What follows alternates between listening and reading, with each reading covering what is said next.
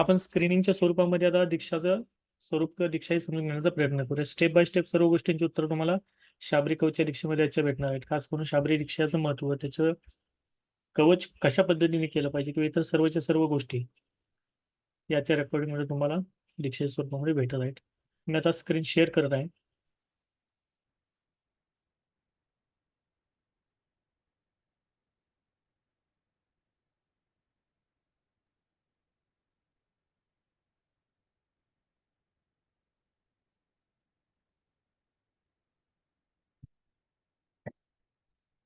बरं, second point असा आहे की तुम्ही वही पेन जर असेल जवळ घेऊन बसलात तरी सुद्धा चालेल, कारण रेकॉर्डिंगमध्ये भेटणार आहे. PDF स्वरूपामध्ये शाब्रिक कवच वगैरे सर्व गोष्टी भेटणारच आहेत. परंतु या स्क्रीनिंगवरती जे काही गोष्टी नसतील, जे माझ्या मुखातून बोलल्या जातील, ते तुम्हाला लिहून घेण्यासाठी सोप्या पडेल. त्या अनुषंगाने तुम्ही जवळ एक वही आणि पेन कॅरी केला तरी सुद्धा चालेल. म्हणजे जे महत्त्वाचं आहे ते तुम्ही समजून घेण्याचा प्रयत्न करा.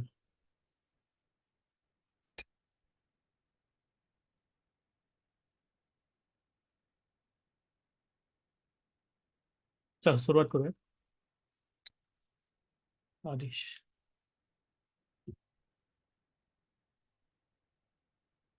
आजच्या या शाबरी कवच दीक्षेमध्ये आपण आज काय काय शिकणार आहोत, थोडक्यामध्ये त्याची माहिती घेऊयात. पहा, शाबरी कवच हे कधी वाचावे, शाबरी कवच वाचण्यापूर्वी संकल्प काय असतो, शाबरी कवच पासून भस्म निर्मिती कशी केली जाते, भस्म कोणकोणत्या कार्यासाठी वापरता येतो, भस्माचे उपयोग कशा पद्धतीने आपल्या नाथ संप्रदायामध्ये होतात, शाबरी कवच पासून संरक्षण धागा हा कशा पद्धतीने केला जातो, जेणेकरून आपलं स्वतःचं परिवाराचं रक्षण हे कसं शाबरी देवी किंवा कवचामार्फत केलं जातं. शिवाय जो शाबरी कवचमध्ये नारळाचा एक विशेष प्रयोग म्हणा किंवा एक उपाय म्हणा, तो सुद्धा याच्यामध्ये इन्क्लूड असेल. देवीचा एक गुप्त मंत्र असेल, तो सुद्धा याच्यामध्ये तुम्हाला आज कळणार आहे. शिवाय शाबरी कवच हे उत्तर पूजेचं विधान काय आहे, आणि या व्यतिरिक्त सुद्धा आणखीन काही छोट्याशा माहिती आहेत जे खऱ्या अर्थी महत्त्वाच्या किंवा आपल्याला माहिती असणं महत्त्वाचे आहेत, त्या सुद्धा आज आपण पाहणार आहोत. कारण काय आहे, मी यापूर्वी म्हटलेलं आहे की आपण जस्ट पुस्तक एखादं विकत आणणे आणि डायरेक्ट शाबरी कवच पाठ करणे, मग त्यापासून जी फलश्रुती मिळते आणि या अनुषंगाने केलेली फलश्रुती जी असेल, जी मी आज तुम्हाला शिकवत आहे, निश्चितपणे याच्यामध्ये जमीन आसमानचा फरक तुम्हाला जाणवेल ज्यावेळेस तुम्ही स्वतः शाबरी कवच करायला बसाल.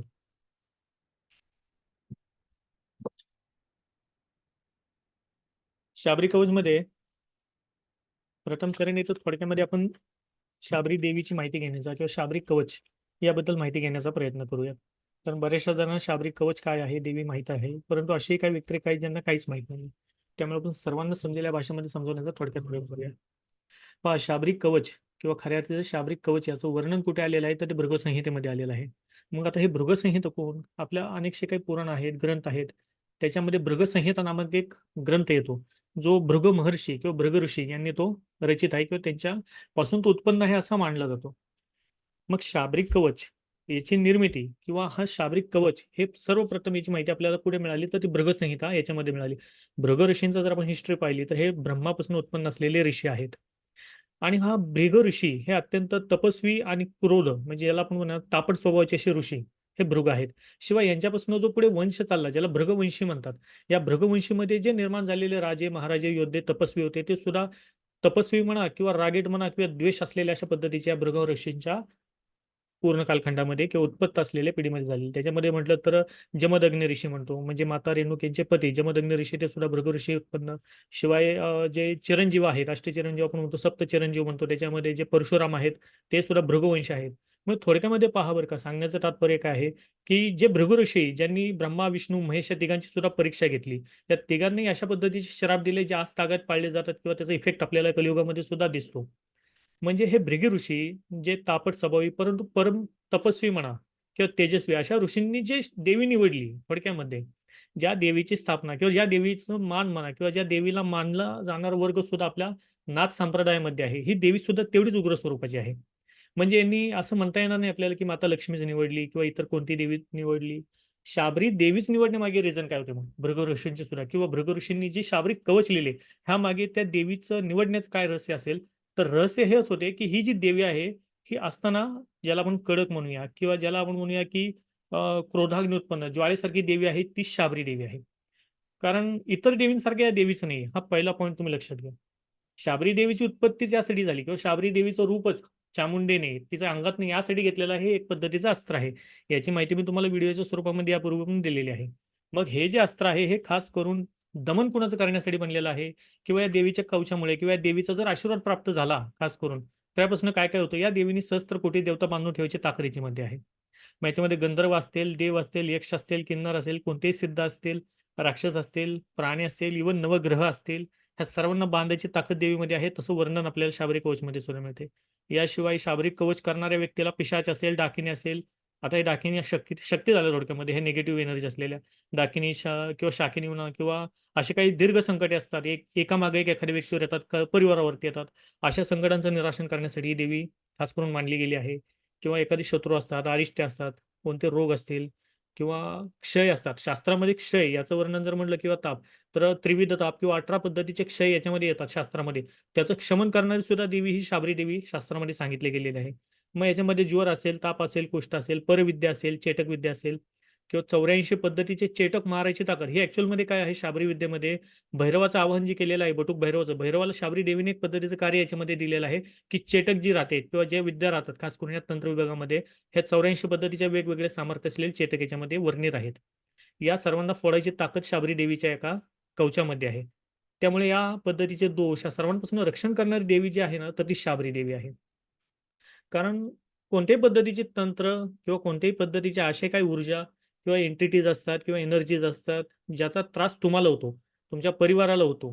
तर मग कोणत्याही पद्धतीचं तंत्र या लोकांनी केलेलं असेल किंवा काही पाठीमागे लावून ठेवलेलं असेल, तर या सर्वांपासून रक्षण करायची जबाबदारी खास करून ही शाबरी कवचच्या मार्फत निश्चितपणे त्या साधकाला मिळते, त्याच्या परिवाराला मिळते. आपल्याला या देवीला थोडक्यामध्ये काय करायचं आहे, शाबरी कवचच्या मार्फत या देवीला प्रसन्न करून, आईसाहेबांना प्रसन्न करून शाबरी कवच हे आपल्या संरक्षणासाठी, कमीत कमी आपल्या परिवाराच्या संरक्षणासाठी आपल्याला यूज कसं करायचं त्यात आपल्याला शिकायचं आहे.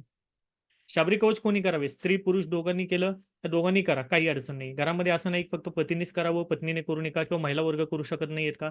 निश्चितपणे करावं. महिलांनी तर निश्चितपणे शाबरी कवच हे सिद्धच करावं मित्र म्हणत आहे. कारण देवी असताना सर्वांसाठी समान किंवा ज्याला आपण म्हणूया की एकावरती अन्याय करणारी देवी नाहीये. एक प्रकारचं शस्त्र, अस्त्र जरी या देवीच्या हातात असेल, तर ते रक्षण करण्यासाठी आहे त्या साधकाचं, त्या भक्तांचं आणि दमन करण्यासाठी आहे त्या शत्रूचं.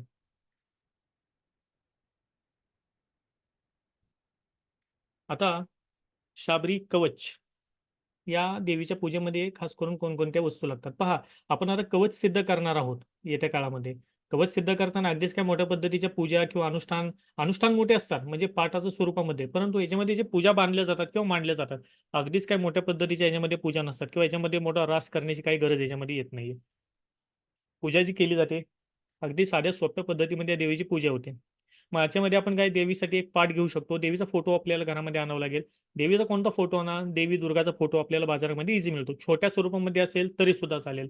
घरात तुम्ही जो फोटो पूजत असाल, देवीचा असेल, इव्हन कोणत्याही देवीचा असेल, लक्ष्मीचा असेल, रेणुका मातेचा असेल, सप्तशृंगीचा असेल, शेवटी तत्व एकच आहे. तर घरातल्या ज्या देवीचा फोटो असेल, ते तुम्ही पूजू शकता. एक कलश लागेल पाण्याने भरलेला, म्हणजे ज्याला आपण तांब्या किंवा गडू म्हणतो. एक नारळ घ्यायचा आहे. नारळ तुम्हाला बाजारातनं किंवा मार्केटमधनं नवीन आणायचं आहे. घरातला वापरलेला नारळ याच्यामध्ये घ्यायचा नाहीये. एक लाल गोप त्याचा बंडल लागेल. लाल गोप बंडल म्हणजे काय? की हातामध्ये जो आपण धागा बांधतो, त्याचा जो गोप असतो तो आपल्याला त्याचा पूर्ण एक बंडल याच्यामध्ये लागत आहे. याशिवाय दिवा, दिवा कोणत्याही तेलाचा आपल्याला पूजेमध्ये चालेल. आपल्याला याच्यामध्ये तिळाचाही चालेल किंवा मोहरीचाही चालेल किंवा ज्याला आपण म्हणूया की गोड तेलाचा दिवा असेल तरी सुद्धा चालेल. बंधन कोणतं नाहीये. शेवटी आपल्याला इतरांसाठी नाही, आपल्याला स्वतःसाठी हे रक्षा कवच सिद्ध करायचं आहे शाबरी कवच मातेचं. त्यामुळे आपल्याला कोणाला त्रास व्हावा किंवा हेतूने आपण हे करत नाहीये. धूप आणि उदबत्ती हा महत्वाचा आहे. दिव्याच्या बाबतीमध्ये मी परत एकदा सांगत आहे, खास करून यापूर्वी पण मी म्हटलं आहे, की कोणत्याही अनुष्ठान, साधना या कालखंडामध्ये दिव्याचं खूप अनन्य महत्त्व आहे. तो असायलाच हवा. दिवा हा तुम्ही करत असलेल्या साधनेचं, अनुष्ठानाचं द्योतक आहे. तो साक्षी असतो. तुम्ही जे करत आहात साधना, अनुष्ठान, त्याचं ते साक्ष आहे त्या देवतेला सांगण्यासाठी, की यांनी हे केलेलं आहे. मी त्याचा पुरावा आहे. त्यामुळे दिवा हा साधना, अनुष्ठान कालखंडामध्ये आपल्याजवळ असायलाच हवा. हे नोट डाउन करा, लक्षात घ्या. परंतु दिवा, जेव्हा तुम्ही शाबरी कवच वाचायला बसाल, शाबरी कवच स्टार्ट झाल्यापासून शाबरी कवच एंड होईस्तोवर हा दिवा, जोपर्यंत शाबरी कवच हातामध्ये आहे, तुम्ही म्हणत आहात, हा कंटिन्यू चालू पाहिजेच. उदबत्ती, धूप जे असेल ते लावण्याचा प्रयत्न करा. देवीला वाहण्यासाठी फुले, वेणी, गजरा जसं यथाशक्ती योग्य जसं तुम्हाला जे परवडेल त्या अनुषंगाने तुम्ही याच्यामध्ये करू शकता. देवीला पावशर पांढऱ्या रंगाची मिठाई, शाबरी कवचमध्ये खास करून पांढऱ्या रंगाला महत्त्व आहे मिठाईच्या स्वरूपामध्ये. त्यामुळे पांढऱ्या रंगाची मिठाई आपण याच्यामध्ये आणूयात. पावशर असेल तरी चालेल. जर नसेलच तर कोणतंही फळ असेल, केळी असेल, सफरचंद असेल ते ठेवलं तरी सुद्धा आपण या देवीला चालतंय. देवीच्या पूजेमध्ये खास करून आपण काय आज पाहत आहोत, की दिवा हा असणं खूप महत्त्वाचं आहे. दिवा हा तुम्ही करत असलेला शाबरी कवच या सिद्ध किंवा अनुष्ठानचा हा द्योतक असेल. कलश सुद्धा महत्त्वाचा आहे, ज्याच्यामध्ये तुम्ही पाणी भरून ठेवणार आहात, शाबरी कवच वाचन चालू असताना. जो नारळ आहे तो सुद्धा महत्त्वाचा आहे, कारण जो नारळ तुम्ही शाबरी कवच सिद्ध करताना पूजेमध्ये ठेवाल, तो नारळ तुम्हाला लास्टला मी सांगणार आहे, तो घरामध्ये तुम्हाला बांधताना काय करायचं आहे. त्या नारळाचा सिद्ध प्रयोग आहे, तुमच्या घराच्या रक्षणासाठी असतो तो नारळ. तो नारळ सुद्धा सिद्ध होतो शाबरी कवचमध्ये.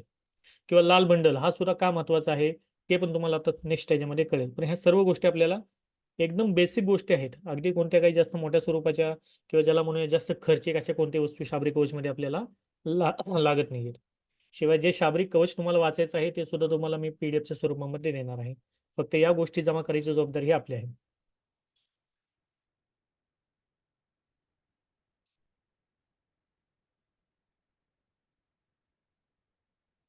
शाबरी कवचमध्ये पूजेची मांडणी कशी केली जाते?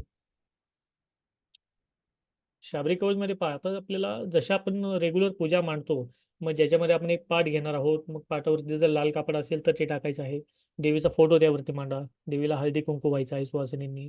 शिवाय जे त्या व्यतिरेका पुरुष लोक असतील त्यांनी स्वतःच्या कपाळी गंध लावणं कुंकवाचा हे महत्त्वाचं आहे.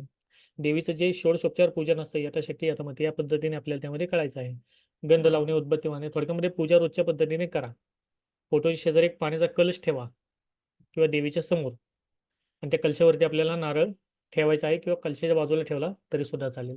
परंतु नारळ असणं पूजेमध्ये महत्त्वाचं आहे. त्याच्यानंतर पहा, सर्वात महत्त्वाचं याच्यामध्ये येते की स्वतःला बसायला आसन असणं हे महत्त्वाचं आहे.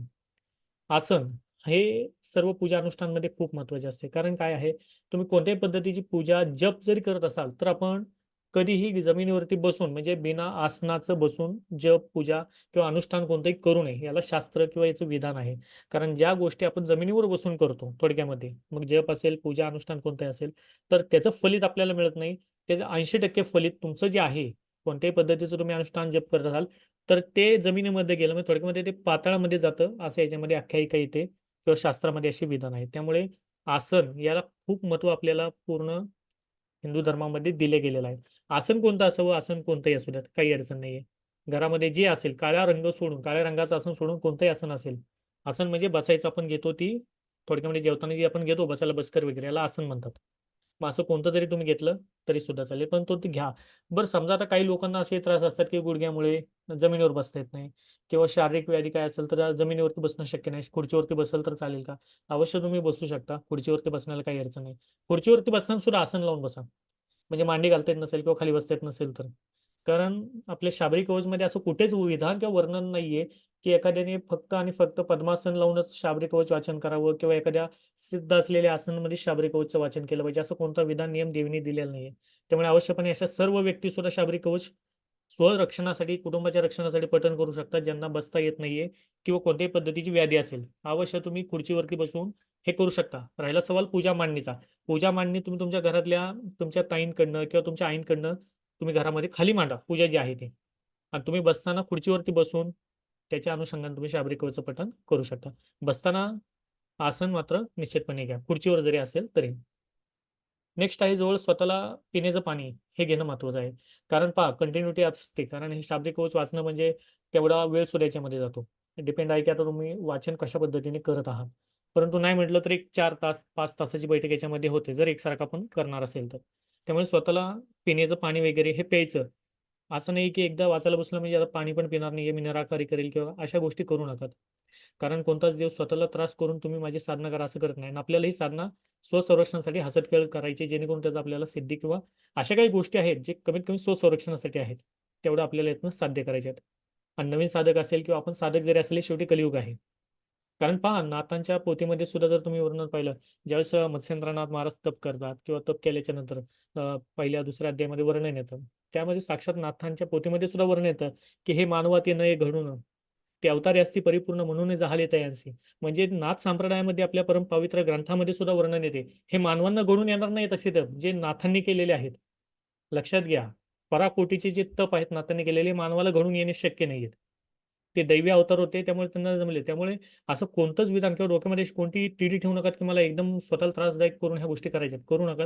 रिलॅक्समध्ये करा. पाणी वगैरे प्या. खडी साखर जर तोंडाला कोरडं पडत असेल तरी सुद्धा चालेल. आपला मोटो किंवा एम काय आहे? आपल्याला फक्त शाबरी कवच हे सिद्ध करायचं आहे. आता हे मी तुम्हाला जी इमेज दाखवत आहे, हे सिंपल पद्धतीने मांडलेली पूजेची आहे. ज्याच्यामध्ये पहा एक टेंटेटिव्हली तुम्हाला एक अनुमान यावा, की पूजाची सामुग्री कशी मांडली गेलेली असेल. सिंपल अगदी या पद्धतीने पूजा मांडली तरी चालेल. तुम्ही एक गडू किंवा कलश त्याच्यावरती या पद्धतीने नारळ ठेवायचा आहे. देवीचा जो फोटो असेल तो त्याच्यामध्ये ठेवा. हा लाल कलरचा जो धागा आहे तो त्यामध्ये ठेवा. इथे मी समोर फळं मांडलेली आहेत. त्याच्याऐवजी तुम्ही बर्फी सुद्धा ठेवू शकतात. आता हा वर्तमान स्थितीतला का अनुष्ठानमधला माझा फोटो नाहीये. त्यामुळे इथे मी दाखवण्यासाठी दाखवलंय, की याच्यामध्ये दिवा सुद्धा मी छोटा लावलेला आहे. पण दिवा तुम्ही ज्यावेळेस शाबरी कवच वाचताना तयार कराल असं जे असेल, समय असेल किंवा जे दिवाचं तुमचे असेल, त्याच्यामध्ये तेल वगैरे व्यवस्थित मोठ्या पद्धतीने बसेल. जेणेकरून तुमचं शाबरी कवच चालू आहे तोपर्यंत ते चालला पाहिजे ना दिवा. त्या अनुषंगाने तुम्ही लावायचा प्रयत्न याच्यामध्ये करा. अशी सिंपल या पद्धतीची पूजा तुम्हाला शाबरी कवचमध्ये मांडायची आहे. वेगळा कोणत्या याच्यामध्ये तामझाम करण्याची गरज येत नाही.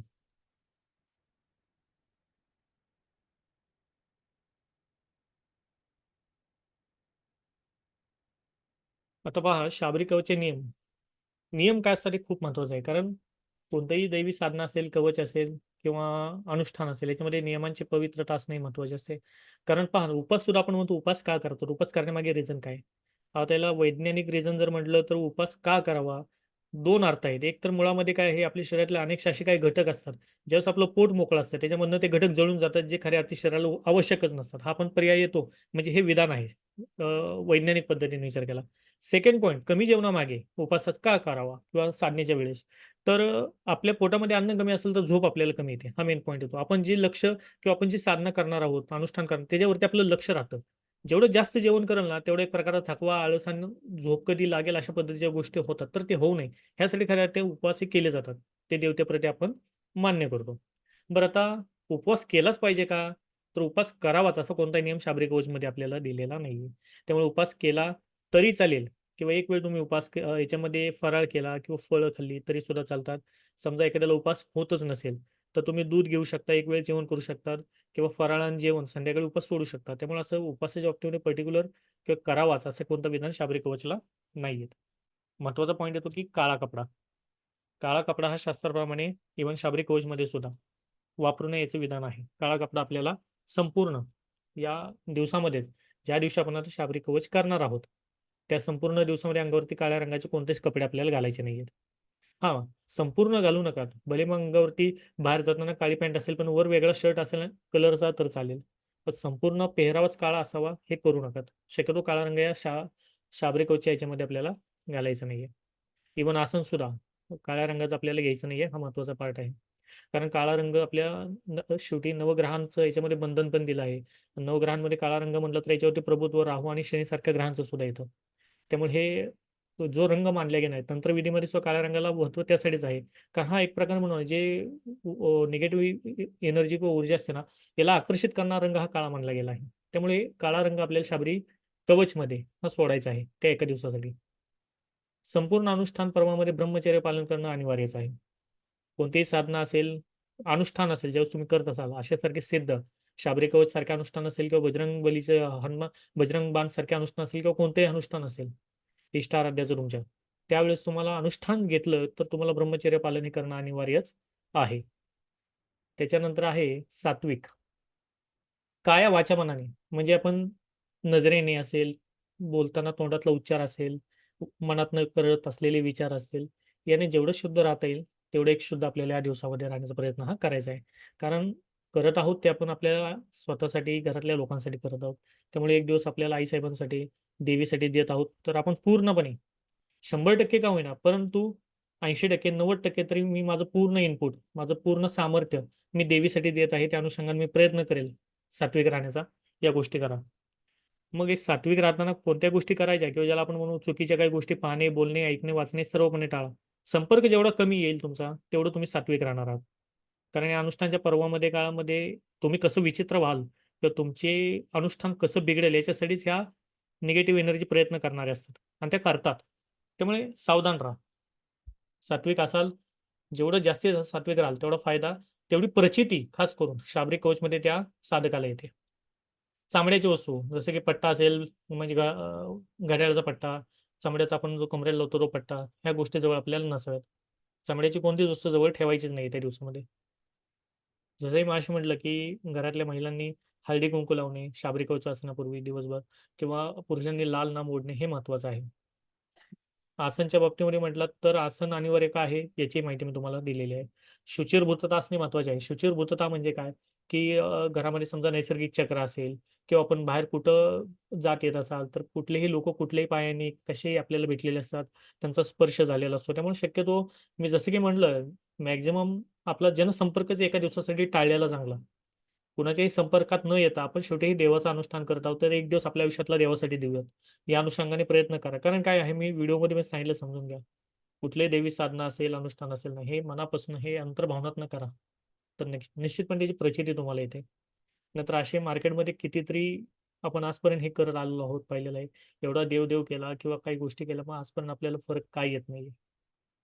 त्यामुळे कुठेतरी हा नियम म्हणा, बंधन म्हणा, हे स्वतःवरती घालणं हे महत्वाचं आहे. भले तुमचा गुरु नसेल, परंतु आध्यात्मिक गुरु म्हणून मी तुम्हाला निश्चितपणे हेच सांगेल, की तुमची जेवढी शुचिर्भूतता असेल, शुचिर्भूतता म्हणजे सवळं, जेवढं सवळं इन सेन्स स्वतः स्वच्छ असणं अंतर्मनाने, म्हणजे आपल्या काय वाचा तनाने, तनाने म्हणजे आपल्या शरीराने सुद्धा आणि मनाने सुद्धा, हे खूप महत्वाचं आहे एका साधकाला. जर तुम्हाला चांगला एक साधक व्हायचं असेल, भले तुम्ही नाथपंथी असाल नसाल, कोणताही तुमचे इष्ट देवता असेल, जिथे असेल तिथे तुम्ही स्थानापन्न व्हा. ते तुमचे इष्ट, तेच तुमचे नाथ आहेत. पण शुचिर्भूतता असणं हे खूप महत्वाचं आहे. जेवढं पवित्र राहाल, मग तुमचं त्या अनुषंगाने आचरण सुद्धा हळूहळू पुढे पवित्र होत जाईल. आणि अशा पवित्र अवस्थेमध्येच देवतेची प्राप्ती सुद्धा होते.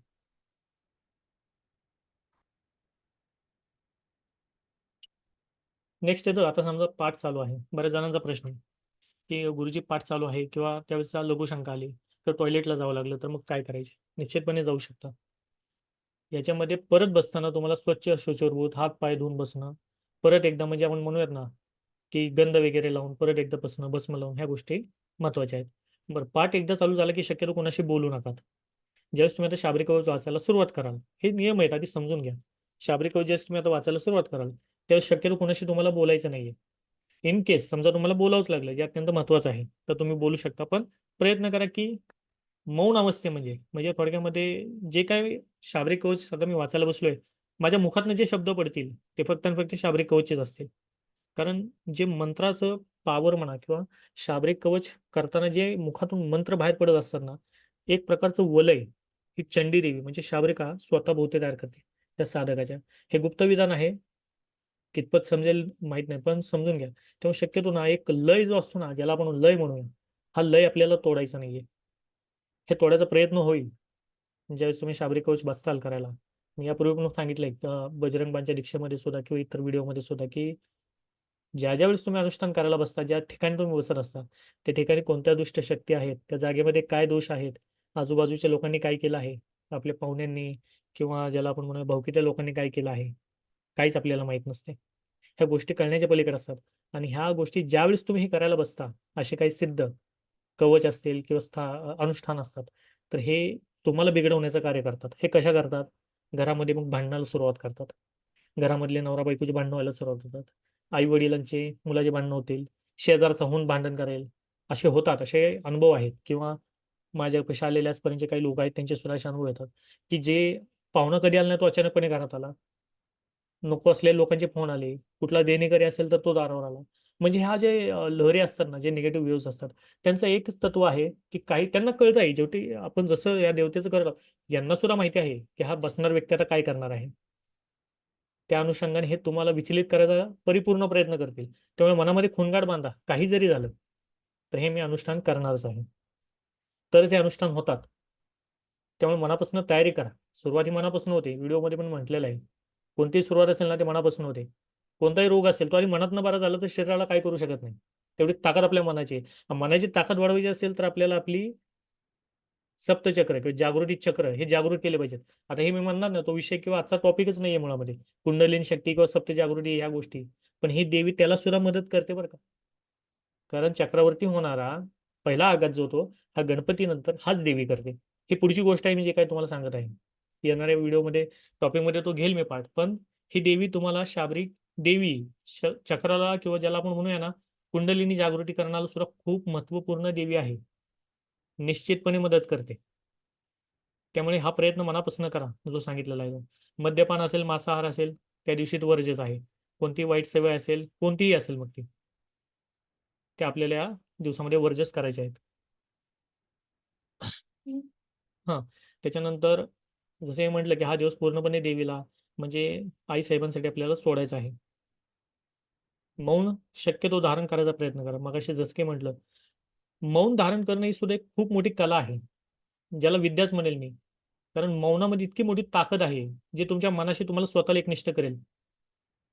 कारण तुम्ही आता ध्यान लावत असाल नसाल, परंतु जर ध्यान लावून बघा, एक विचार करा, एक दिवस तुम्ही ध्यान लावून बसा आणि ज्यावेळेस तुम्ही ध्यान लावून एखाद्या ओंकाराला म्हणा किंवा तुमच्या जे इष्ट आराध्य देवतेला चेक कराल, म्हणजे त्याच्याशी आणि तुमचं कनेक्टिव्हिटी करण्याचा तुमचं मन 1700 ठिकाणी फिरून येईल. तुमचे अनेकसे विचार तुमच्या मनामध्ये येऊन जातील. ते ध्यान सुद्धा लवकर होऊ देणार, ते भंग पावते. मग ह्याची सुरुवात आपल्याला मौनापासून करायची. त्यामुळे ह्या दिवसामध्ये ना, मौन अवश्यपणे धारण करा. एकदा करून पहा. शाबरी कवच ज्यावेळेस असेल, तो एक दिवस मौन धारण करा. काही जरी झालं बोलायचंच नाही. त्याची ताकद किंवा त्याची प्रचिती जी राहते शाबरी कवचची, अशा साधकांना खूप लवकर येते मौन धारण केल्यानंतर. कारण दिवसभर ना मौन धारण केल्याच्यानंतर मुळामध्ये आपल्या वाणीतनं वाईट बोलण्याची आपल्याला वेळच येत नाही. ही आपली पद्धतीची एक प्रकारची परीक्षा आपण स्वतःच घेत आहोत. हा फायदाच आहे.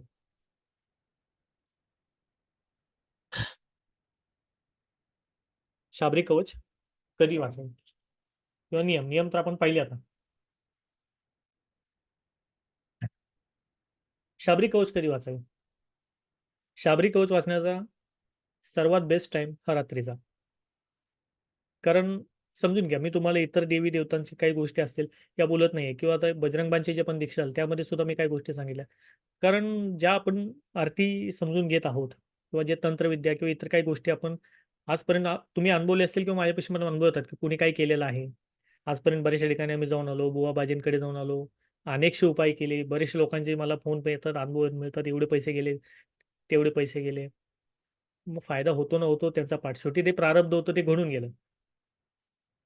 आता जे करत आहोत ते आपण स्वतःच करायचं आहे. आपल्याला स्वतःच सिद्ध व्हायचं आहे ह्या गोष्टी करायला आणि तुमच्या परिवाराच्या रक्षणासाठी. त्यामुळे आपण देवता सुद्धा अशी निवडलीत चॅनलच्या माध्यमातून सांगायचा प्रयत्न. मग शाबरी कवच असेल, बजरंग बाण असेल किंवा इतर कोणतं. याच्यामध्ये हे सांगण्याचं रिझन काय आहे? अनेकसे देवी देवता आहेतच की मग. मी जसंही म्हटलं सनातन संस्कृती जे आपल्या धर्माचे रक्षण करणारे जसे नाथपंथ आहेत, शाबरी देवीसारखे देवता हे उग्र देवता आहेत.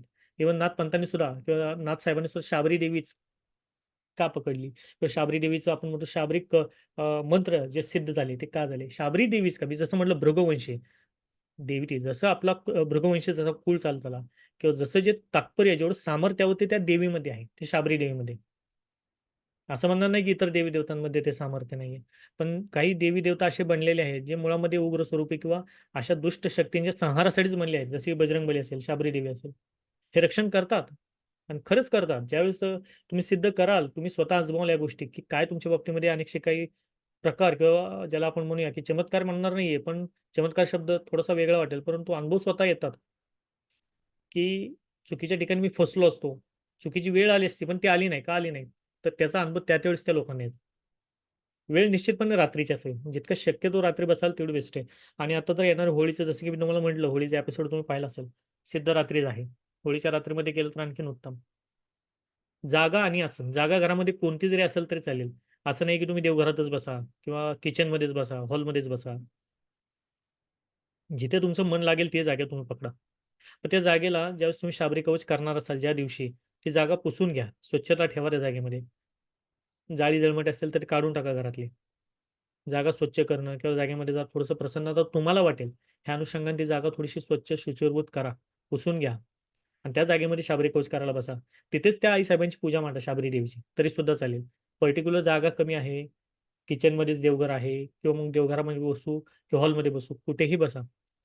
पण जिथे शुद्धता राहील किंवा जिथे तुमचं मन स्थिर राहील अशा ठिकाणी बसा.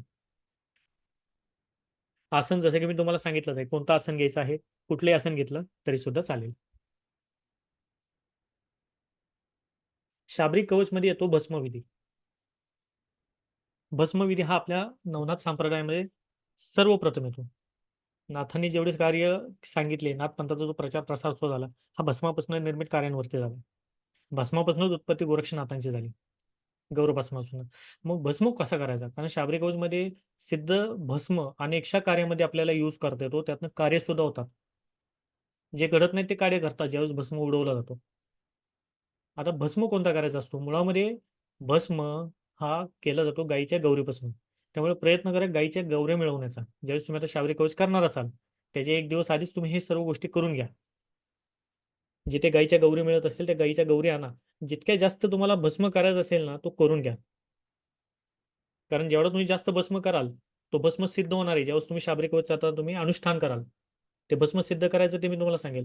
भस्म जास्तीत जास्त करा आधी. भस्माचे ह्या गौरी ज्या आहेत गायच्या त्या आणायच्या आहेत शाबरी कवचच्या दिवशी किंवा आदल्या दिवशी. आणि त्या गौरी घरामधल्या गॅसवर म्हणा किंवा त्याची पूर्णपणे राख बनवून घ्यायची. अनुष्ठानला बसायच्याच आधी त्या गौरीची पडणारी जी राख आहे ना ती आधीच करून घ्यायची आहे.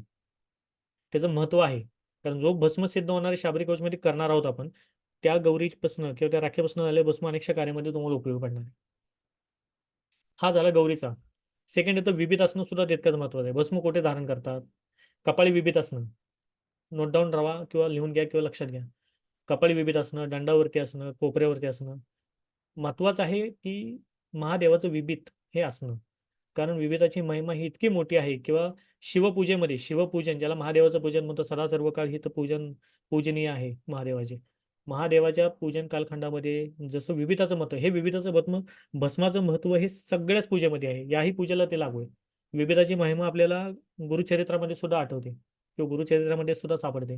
इव्हन ज्याच्या कपाळी ज्याच्या मस्तकी भस्म म्हणजे विभीत असते त्रिपुंडरी थोडक्यामध्ये हे त्रिपुंडरी जिथे राहते ते भस्म ते विभीत ज्यावेळेस त्या मृत्यूच्या टायमिंगला एखाद्याच्या कपाळावरती जरी असेल तरी त्याला यमदूत नेऊ शकत नाहीत असं विधान आहे. याचं गुरुचरित्रामध्ये सुद्धा सापडतात विधान.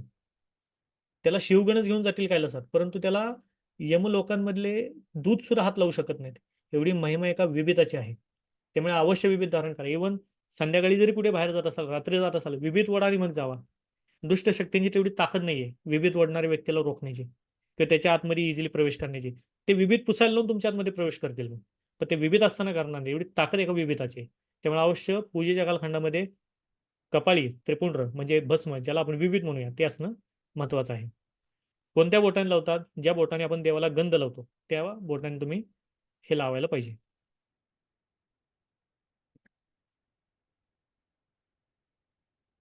भस्म आणि विभीत यातला फरक काय? विभीत म्हणजे जे महादेवाच्या याच्यामध्ये आपण घेतो ते विभीत आणि भस्म म्हणजे आपण जे गौरीपासून करणार आहोत ते आहे भस्म.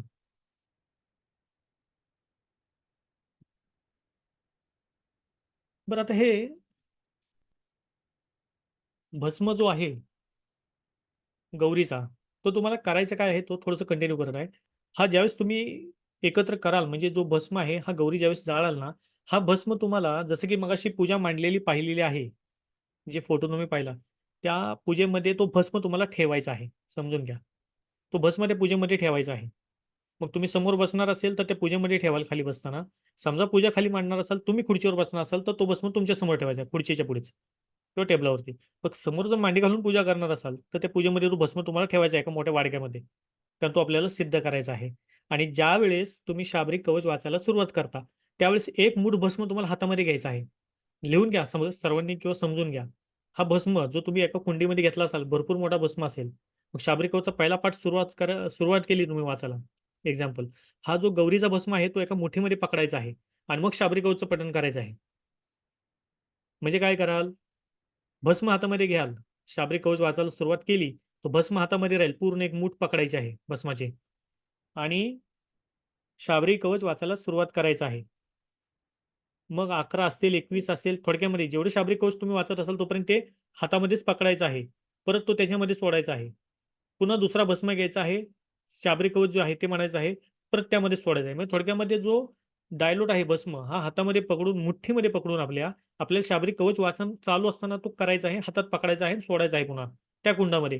तेव्हा तो भस्म सिद्ध होतो. सिंपल लॉजिक आहे. एक्झाम्पल सांगायचं झालं तर हा हातामध्ये मी अशी मुठ्ठीमध्ये भस्म पकडेल आणि हा जो भस्म आहे ज्यावेळेस शाबरी कवच सुरुवात होईल शाबरी कवच वाचन करत असताना हातात म्हणजे माझे भस्म असं क्लिअर राहणार आहे जे हात माझे समोर असेल तसेच राहतील आणि शाबरी कवच वाचून झालं थोडक्यामध्ये मी 11 वेळा वाचलं परत ठेवलं पुन्हा हातामध्ये दुसरा भस्म घेतला परत राहिलेलं कंटिन्यू मी केलं परत ठेवलं असं करत आपल्याला करायचं आहे. हा भस्म तेव्हा तो सिद्ध होणार आहे. हा सिद्ध करायचा विधी आहे भस्माचा. 108 पठण करत आहात. 108 पठण मध्ये मग तुम्ही 2 वेळा 5 वेळा 8 वेळा जेवढं शक्य होईल तेवढं ते भस्म हातामध्ये पकडा आणि सोडा त्याच कुंडीमध्ये. कारण जो कुंडीमध्ये झालेला भस्म असेल जो तयार असेल तो सिद्ध होणार आहे. हा सिद्ध करायचा विधी आहे. या अनुषंगाने हे समजून घ्या किंवा लक्षात ठेवा किंवा लिहून घ्या.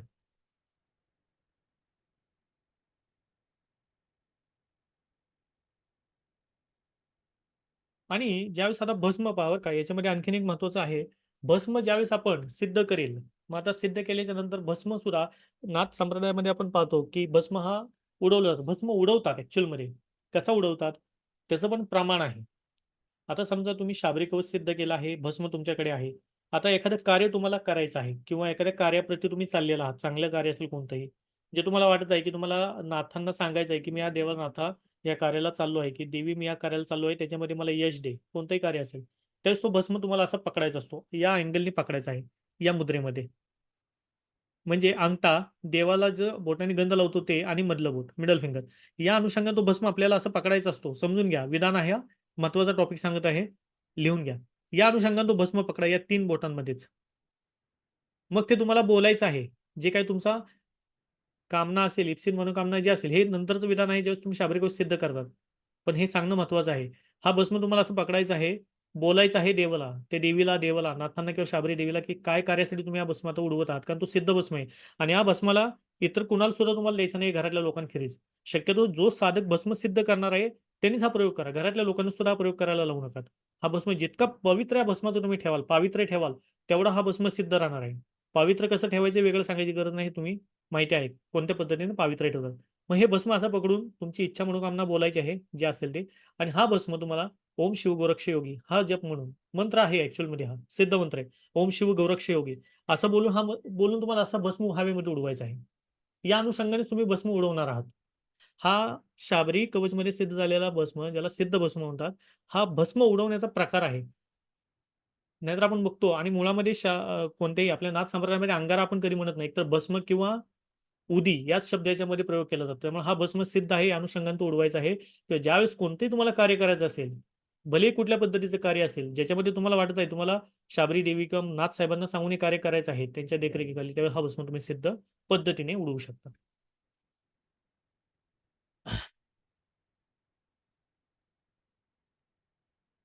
यानंतरचा मुख्य प्रकार आणखीन एक येतो, सुरक्षा कवच किंवा धागा किंवा ज्याला आपण म्हणूयात ना, गोप. आता पहा, आपल्याला माहिती आहे की आपण लहानपणापासून ऐकत आलो की पायामध्ये काळा गोप बांधा, हातामध्ये गोप असावा, नजर लागत नाही. निश्चितपणे त्याच्यामध्ये काही ना काही आहेच. काळा गोप आपले आजी आजोबा बांधायचे, आई बांधायच्या घरातल्या. का बांधायचे? काही तर तथ्य होतं. लहान बाळाला अजून बघतो काळा गोप बांधतात. का बांधतात? एक गोरं बाळ आहे, त्याच्या हातामध्ये काळा गोप असेल किंवा गालावर काळा टिका देतात. का देतात? कारण कुठेतरी एका सुंदरतेवरती, सौंदर्यावरती एक तरी डाग असावा किंवा धब्बा असावा, म्हणून ते असायचं. म्हणजे एकसारखी कुणाचीच नजर त्या सुंदरतेवरती पडू नये. त्यासाठी बाळाच्या कपाळी, गालावरती एक काळा टिपका लावतात. म्हणजे त्याला ती नजर रोखली जाते किंवा ती डिस्टर्ब होते पुन्हा येणाऱ्याची. त्यासाठी असतात. मग संरक्षण धागा हा सुद्धा खूप महत्वाचा आहे. मग संरक्षण धागा कसा बनवतात शाबरी कवचमध्ये किंवा शाबरी कवच सिद्ध करताना? जो लाल बंडल तुम्ही ठेवलेला आहे, जसं की पूजेमध्ये मागाशी पाहिलं, एक लाल कलरचा बंडल तुम्ही दोरा ठेवलेला होता. ज्यावेळेस तुमचं शाबरी कवच सिद्ध होईल, मग याचा बंद देत असतात किंवा हा गोप, हा धागा, हा तुम्ही तुमच्या घरातल्यांना कसं वापरू शकता, तर त्याचं सुद्धा विधान आहे. ते आता समजून घेऊया.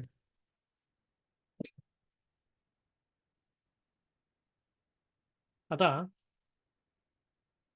बंद कसे देतात? बंद म्हणतात त्याला. याला 9 बंद द्यावे लागतात ज्यावेळेस शाबरी कवच आपण सिद्ध करतो. आणि हे जे प्रमाण किंवा ह्या सर्व गोष्टी तुम्हाला बाहेर कुठेही सांगणारही कुणी नाहीये. ना की कुठे शिकवल्या जातात. हे ऍक्च्युअली गुरुमुखातून येतात आणि गुरु मार्गी चाललेले आहे. आता हा लाल कलरचा धागा आहे. हा एक्झाम्पल मी तुम्हाला धागा इथे दिसत असेल.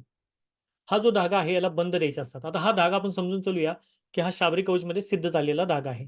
मग ज्यावेळेस तुम्हाला तुमच्या कलावा, ज्याला हाताचं मनगट म्हणतो, याच्यावरती हा धागा बांधायचा आहे.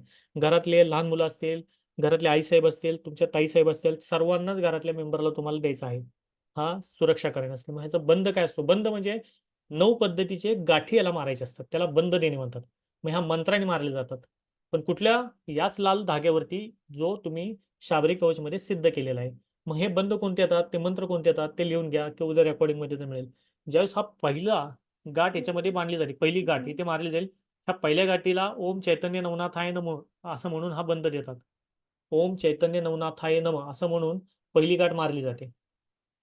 त्याच्यानंतर दुसरी गाठ म्हणजे दुसऱ्या गाठीपासून सेकंड लास्ट पर्यंतची गाठ, म्हणजे 2 3 4 5 6 7 8, 2 ते 8 गाठी.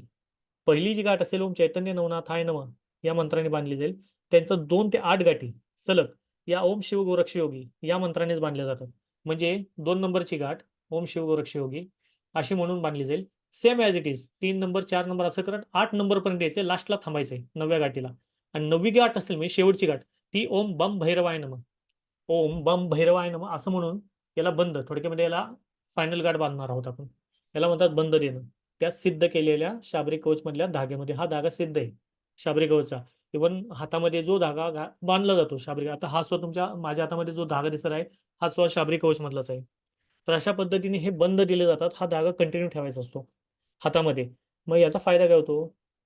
नजर दोष मुळामध्ये होत नाहीत. सेकंड पॉईंट, कुठं जाणं येणं असेल, चुकीच्या जागी येणं जाणं असेल, कुठेही जरी गेलात किंवा कुणाच्या संपर्कामध्ये आलात, कोणत्याही तंत्रविधी किंवा इतर काही गोष्टी असतात ज्या धडकतात इनडायरेक्टली, तर अशा गोष्टी याच्यामध्ये होत नाहीत. थोडक्यात आपत्कालीन मृत्यूयोग ज्याला म्हणूयात, चुकीच्या घटनामध्ये अडकण्याचे योग या धाग्यामुळे बनत नाहीत. कारण जेवढ्या निगेटिव्ह एनर्जी रस्त्यावरती असतील, कुठल्या जागेमध्ये असतील, त्याचा संचार म्हणा, एक प्रकारचं सुरक्षा कवच हे तुमच्या शरीरावरती राहतं. ते तुमच्या अंगामध्ये घुसू शकत नाही, थोडक्यात सांगायचं तर. त्यामुळे हा धागा ज्या तुम्ही सिद्ध कराल ह्या हातामध्ये असणं खूप महत्वाचं आहे. सर्वांच्याच हातामध्ये, घरातल्या फक्त, बाहेरच्या नाही. नाही तर तुम्ही शाबरी कवच सिद्ध केलंय, आता मला शाबरी सिद्ध आहे, शाबरी कवच सिद्ध आहे, मी कुणाला पण देणार तो धागा, असं करू नका. कारण ज्या ज्या लोकांना तुम्ही द्याल घरातल्यांच्या खेरीज, तुमची ऊर्जा, तुमची एनर्जी त्या कवचाची ही वाया जाणार आहे. त्यामुळे स्वतः आधी परिपक्व व्हा, तोपर्यंत इतरांचं कल्याण करायला जाऊ नका. आधी आपल्याला स्वतःचं कल्याण करून घ्यायचंय. त्यामुळे फक्त आणि फक्त हा धागा जो सिद्ध झालेला असेल हा घरातला आणि स्वतः याच लोकांसाठी असेल. ज्यावेळेस तुम्ही मांसाहार केला असेल किंवा करणार असेल, तर मांसाहार केल्याच्या नंतर तो धागा सेकंड डेला काढायचा आहे, हातामध्ये ठेवायचा नाहीये. आणि सेकंड डेला मांसाहार झाल्याच्या नंतर जो तुमच्याकडे बंडल असेल धागेचा, त्यातला एक धागा काढाल आणि हातामध्ये घालाल. परत एकदा नवीन सेम ॲज इट इज 9 बंद दे, 9 मंत्राने त्याला मंत्रोच्चारण करून आणि मग घराबाहेर पडा. याला म्हणतात धाग्याचं संरक्षण असणे. हा खूप सिद्ध प्रयोग आहे. हा तुमच्यासाठी, तुमच्या घरातल्यांसाठी असणं खूप महत्वाचं आहे.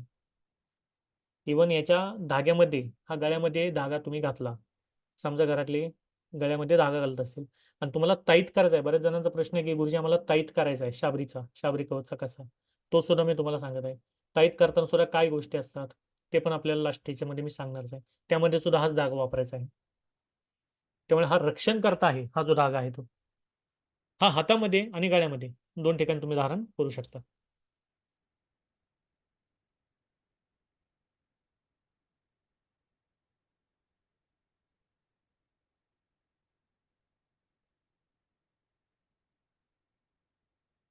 सर्वात मुख्य पॉईंट येतो आता की शाबरी कवचचा संकल्प.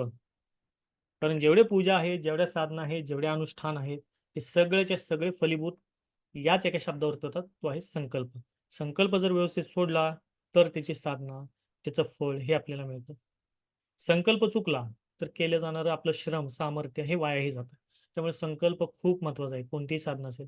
संकल्प तेच महत्वाचे आहेत जे खऱ्या अर्थी आपल्या धर्मशास्त्राशी निगडीत आहेत.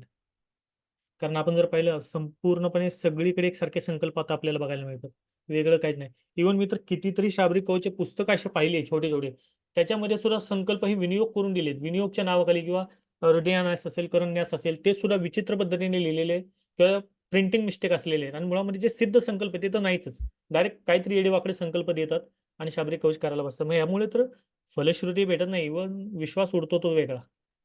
संकल्प महत्वाचा आहे. सर्वप्रथम काय करायचं समजून घ्या. ज्या दिवशी तुम्ही आता शाबरी कवच वाचणार आहात, बसल्याच्या नंतर संकल्प सोडायचा त्यावेळेस हातामध्ये आधी पाणी घ्यायचं आहे. उजव्या हातामध्ये पाणी घेणार आहात. सगळ्यात प्रथम शुद्धीकरण मंत्र आपल्याला अंगावरती करायचा असतो. म्हणजे काय? हातामध्ये आम्ही पाणी घेणार आहोत आणि हा शुद्धीकरण मंत्र आहे जो वैदिक मंत्र आहे, सिद्ध मंत्र आहे हा. शुद्धीकरण मंत्र याचा अर्थ काय होतो, की माझ्याकडनं म्हणजे जर तुम्ही साधना करताना कुठे लागालाग झाली असेल, चुकीच्या लोकांना भेटला असाल, कोणत्याही पद्धतीचे दुष्ट प्रवृत्तीच्या लोकांना लागालाग झाली असेल, त्यांच्याकडनं आलेला असाल, चुकीच्या पावलांनी घरात आला असाल किंवा दुसरा कोणी आला असेल, त्यामुळे तुम्ही समजा अशुद्ध अवस्थेत असाल, तर याला शुद्ध करायची जी भूमिका अवस्था आहे ती शुद्धीकरण मंत्रात आहे. कितीतरी वैदिक मंत्र असे आहेत जे एका मंत्राने ज्वालासूर उत्पन्न करतात.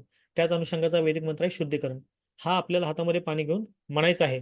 ओम अपवित्र पवित्र वा सर्व अवस्था गतोपी स्मरेत पुंडरीकाक्षस बा यंत्रशुची असं म्हणायचं आहे. हा मंत्र तुम्हाला उद्या याच्यामध्ये मिळेल, व्यवस्थित लिहून घ्या त्यावेळेस. आणि हा मंत्र हातामध्ये पाणी घेऊन बोलायचा आहे आणि संपूर्ण स्वतःच्या डोक्यावरती, अंगावरती टाकायचा आहे. जेणे होते स्वतःचे शुद्धीकरण. म्हणजे थोडक्यामध्ये तुमची अवस्था आहे आता शुद्ध अवस्था आहे. कारण तुम्ही एका ज्वाज्वल्य देवतेचं आता आचरण म्हणा, कवच म्हणा हे करायला बसणार आहात. त्यामुळे हा मंत्र सर्वात आधी येईल संकल्पामध्ये. मग संकल्प होणार आहेत. पण आधी थोडक्यामध्ये आपण आधी आंघोळ करत आहोत वैदिक पद्धतीची, त्या अनुषंगाचा हा मंत्र. हा मंत्र म्हणून झाल्याच्या नंतर मनामध्ये सर्वप्रथम ध्यान तुम्हाला गणपतीचे करायचे आहे. मी यापूर्वी म्हटलंय, आज म्हणतोय, कुठलीच साधना गणपतीशिवाय पूर्ण होतच नाही. कारण सर्वात आधी प्रमथपतय कोण येतं, ते गणपती. गणपतीचा आशीर्वाद असेल, त्याच्या समोर आधी मस्तक झुकवल्यानंतरच पुढची देवता उभी राहणार आहे. त्यामुळे गणपती ही सर्वात आधी आहे. आणि गणपतीचा एक मात्र असा देवता आहे ज्याला कुणीच कुलस्वामी कुलपती नाहीये. सगळ्या देवांचे कुलस्वामी हे गणपती आहेत. जसं आपलं कुलदेवता आहे, कुलदेवी आहे, तसे सगळ्या देवी देवतांचे कुलदेवता ही गणपती आहेत. पण गणपती एक मात्र असा ज्याच्यावर कोणीच नाही, म्हणजे त्याला कुलदेवताच नाही. त्यामुळे गणपतीचं स्मरण सर्वप्रथम येतं. इव्हन सर्व देवतांमध्ये, देवींमध्ये तुम्ही पाहिलं असेल, सर्वच्या सर्व देवी देवता कुठे ना कुठे युद्धामध्ये परास्त झाले आहेत, अडकले आहेत, किंवा एका देवाने एका तिची देवाची मदत घेतली, देवीने देवाची मदत घेतली. गणपती एक मात्र असा देवता आहे ज्यांनी कधीच कोणाची मदत घेतली नाही. कारण तोच विघ्नेश आहे. विघ्न देणारही तोच आहे आणि विघ्नांना हारणी करणार तो आहे. बजरंग बलीने सुद्धा गणपतीची मदत कशी घेतली लंकाच्या मध्ये, म्हणजे लंकेला जाणारा जो ब्रिज बांधला गेला, तो शॉर्टकट कसा आहे हे सुद्धा बजरंग बलीला कोणी सांगितलं तर ते गणपतीने सांगितले.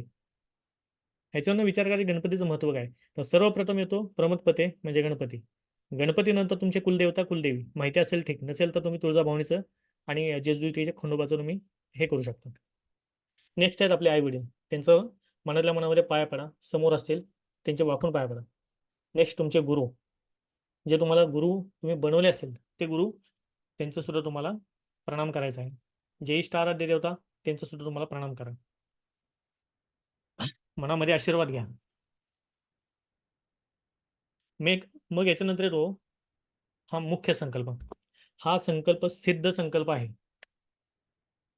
हा व्यवस्थित समजून घ्या. तुमचा सर्व सार शाबरी कवच जे तुम्ही सिद्ध कराल, तो या संकल्पावरती आधारित आहे. हा संकल्पही तुम्हाला कोणाला द्यायचा नाही, हा तुमच्यासाठी आहे फक्त.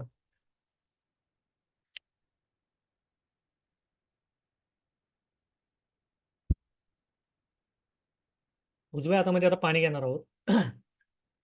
त्याच्यामध्ये अक्षर असतील तर ठीक, नसेल तर फक्त पाणी. म्हणायचं आहे ओम विष्णू विष्णू विष्णू हो. ओम अस्य श्री. त्याच्यानंतर तुमचं स्वतःचं नाव तिथे बोलायचंय. शाबरी कवच उपासना, भगवान आदिनाथ, नाना छंद, शाबरी देवता, ज्ञानात्मिक शक्ती, श्री शाबरी देवी प्रत्यर्थे, मम तथा मम कुटुंबस्य सकल दुर्दुक्षयपूर्वक शांतिदुष्टीपूर्वक आयु आरोग्य ऐश्वर्यादी सुख समृद्धीपूर्वक, हे बोलायचं आहे.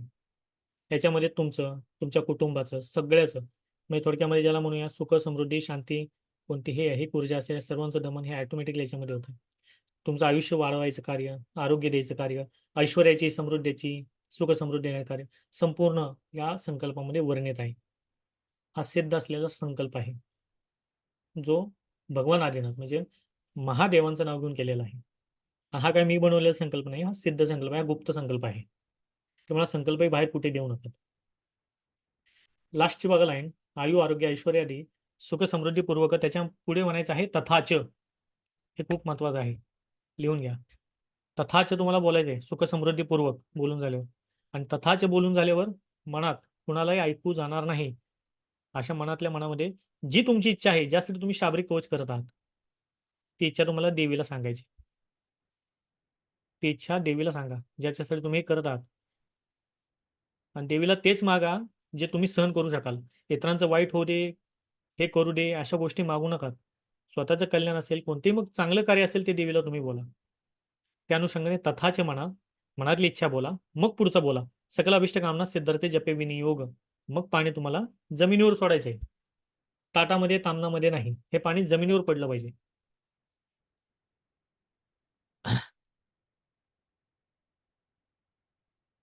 त्या अनुषंगाने हा संकल्प करायचा आहे.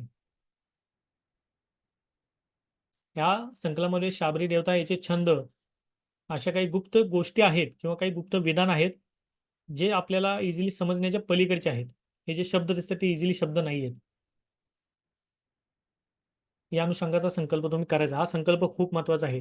आणि सर्वात महत्वाचा पॉईंट याच्यामध्ये नोट डाऊन करा. ज्यावेळेस तुम्ही म्हणाला ऐश्वर्यादी सुख समृद्धीपूर्वक तथाच, ज्या तुम्ही इच्छा मनामध्ये मागाल ते मागून झाल्याच्या नंतर शाबरी देवीचं कवच हे किती दिवसात करणार आहात, म्हणजे अनुष्ठान एका बैठकीत करायचं असेल तर तिथे बोला की मी 108 पाठ करणार आहे, 108 पाठ अहम असं म्हणायचं. म्हणजे 108 पाठ तुम्ही करणार आहात हे देवीला सांगा. की मी एकाच दिवसामध्ये या एका बैठकीमध्ये 108 पाठ करत आहे.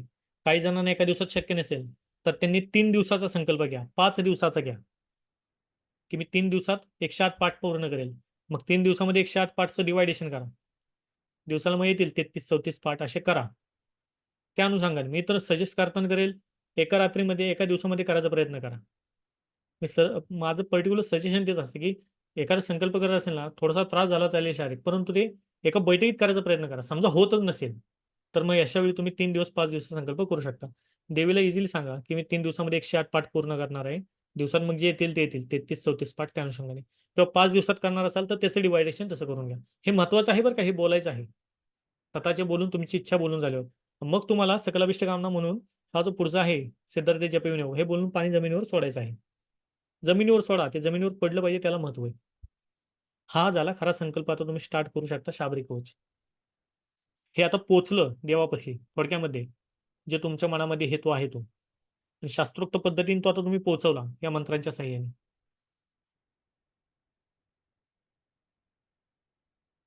आता तुम्ही पूजा म्हणजे शाबरी कवचचा पाठ चालू करू शकता. मी जसंही मासे म्हणलं, गाईच्या गौरीपासून तयार केलेलं भस्म एका डिशमध्ये मोठ्या प्लेटमध्ये हे जवळ ठेवा किंवा एखादा कुंडा घ्या. आणि तो भस्म मुठीमध्ये घेऊन तुम्हाला घोकायचा आहे. म्हणजे तो बोलायचा आहे. कोणता? हा जो शाबरी कवचचा पाठ आहे. मुठ्ठी पूर्णपणे तुम्ही बंद करणार आहात भस्म घेऊन. शाबरी कवच समजा तुम्ही 108 पाठ करायला बसले. आता मी एक्झाम्पल देतो, की मी आता 108 पाठ करायला बसलोय. आता मी काय करणार? शाबरी कवचचा पहिला पाठ सुरुवात करायला लागलो, तर मी डायरेक्ट तो भस्म उचलणार, एक मुठ्ठी बंद करणार आणि कंटिन्यू 11 वेळा वाचेल. तो भस्म पुन्हा ठेवेल, दुसरा भस्म उचलेल तिथलाच, परत पुढचे कंटिन्यू करेल, परत तो ठेवेल. असं करत करत म्हणजे जितक्या वेळा जास्त होईल, 5 वेळा, 7 वेळा, 8 वेळा, तेवढा तो भस्म तुम्ही हातामध्ये घ्या, मुठ्ठीमध्ये पकडा, परत तिथेच ठेवा. अशा पद्धतीने हा सिद्ध करायचा आहे. अनुष्ठान शांत स्वरात करा. मोठमोठ्याने बोलायचं नाहीये. कारण काय आहे, हे देवी असेल किंवा बजरंगबली असेल, उग्र स्वरूपामधले असे काही अनुष्ठान असतात, त्याच्यामध्ये उग्रता ऑटोमॅटिकली येते शरीरामध्ये. मोठमोठ्याने बोललं जातं, पण ते करू नका. अनुष्ठान शांत स्वरूपामध्येच करा. कोणतेही बाधा आल्या, अनुष्ठान करणार ही मनामध्ये भावना ठेवायची आहे. करून घेणारे आईसाहेब आहेत.